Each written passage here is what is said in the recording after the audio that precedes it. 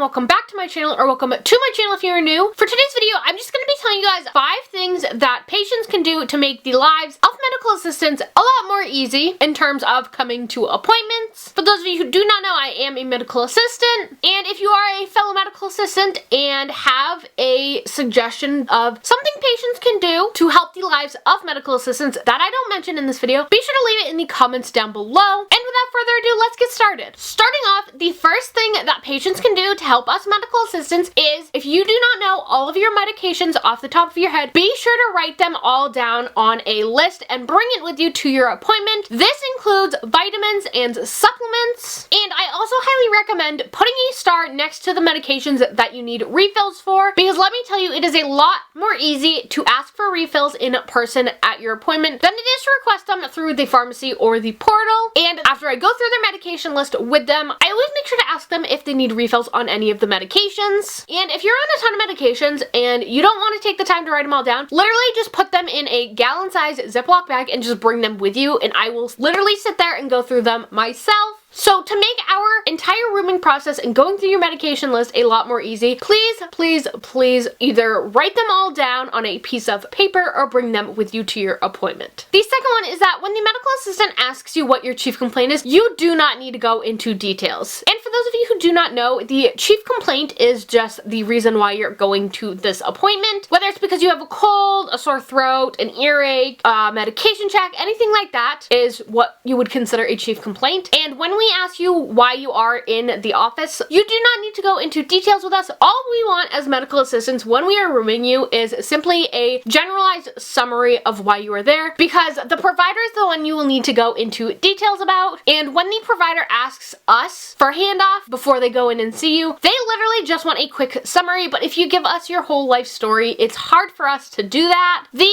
third thing is, if you have complex conditions or a long chronic illness history, please create a binder with all of your important information in it. By creating a binder that has all your complexities and all your chronic illnesses can help a provider a ton when it comes to caring for you. And if you are someone who is seeing a specialist or even a few, I highly recommend creating a binder specifically for that as well. That also includes your general health information. That way you can bring it with you to appointments, and that way you have everything there. I know that for me personally, I have a bunch of different specialists I see, and for an example right now, when I am going to my GI appointments, I always make sure to bring my GI binder, and it's actually come in pretty handy at some points because it can be pretty tough for a provider to have to scroll through everything on your electronic medical record and find certain things. And there have been many times where a provider has mentioned wanting a test result or something like that, and I'm able to pull it out of my binder a lot more quick than they can find it on the computer. And for those of you who are like, well, how does this help medical assistants? By having this binder, we are able to bring it to the provider prior to them even coming in and seeing you, and they just have a general overview of what you are getting care for in terms of specialties and getting a general idea of your various chronic illnesses. The fourth thing is, if you experience a symptom of something, please make a log of it and write it down. And when you do write it down, make sure you put the date next to it, and also be sure to bring this log with you to your appointment. Simply get a piece of paper or a notebook and write down the date, the symptoms you are experiencing, and also put down what you were doing during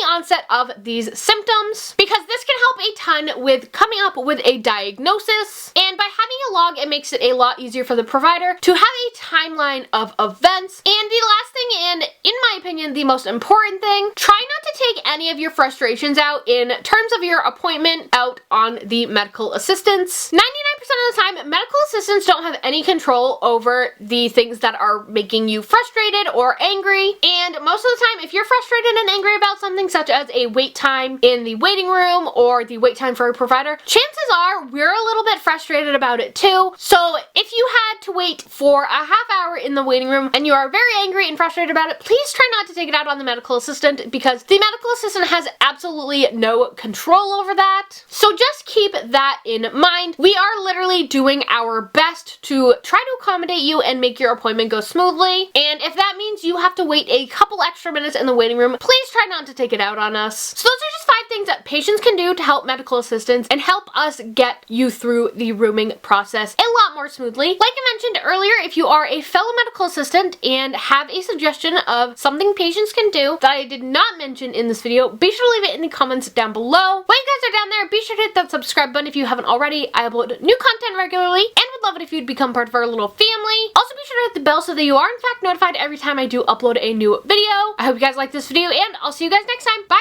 guys!